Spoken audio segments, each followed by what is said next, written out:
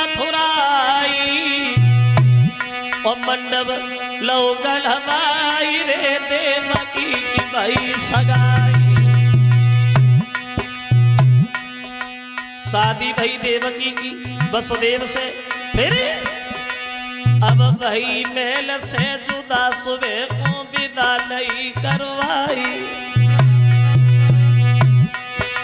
पलकी के बीच चमेली नीलली बिठाई।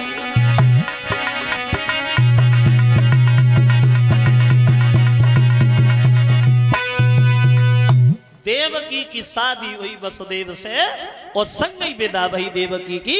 तो ये देवकी चली है ससुराल में बटेश्वर में दुल्हन बन के पालकी में बैठ करके वहां।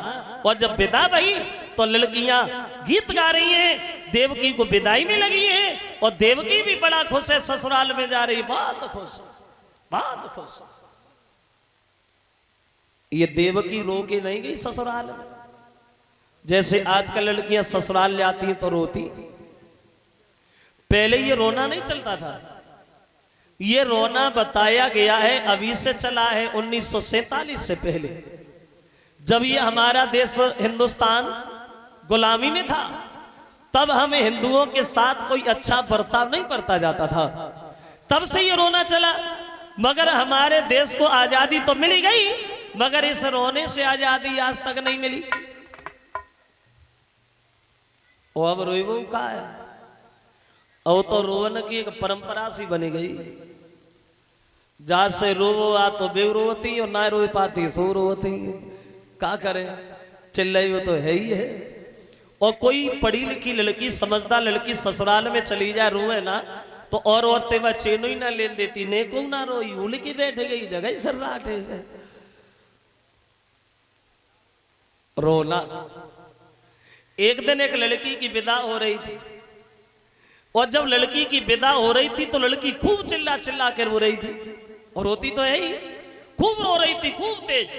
तो उस लड़की का एक छोटा भाई था, वो अपने पिता से बोला, पापा दीदी रो रही है, जीजा जी क्यों नहीं रो रहे?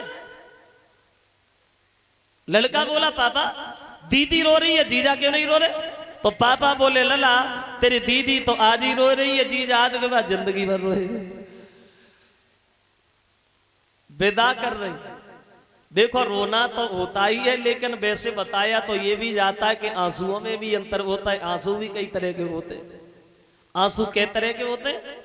बोले आंसू होते हैं तीन प्रकार के। तीन प्रकार के कौन कौन से? देखो, एक तो आंसू वो होते हैं बिल्कुल पानी की तरह, पानी की तरह। ये आंसू कब आते हैं? बोले ये आंसू तब आते हैं जब तुम खूब हंसो, खूब हंसो। कोई ज्यादा हंसी की बात हो तो ये आंसू खुद ही खुद निकल ही आते हैं। और एक आंसू होते हैं गाढ़े, गाढ़े, और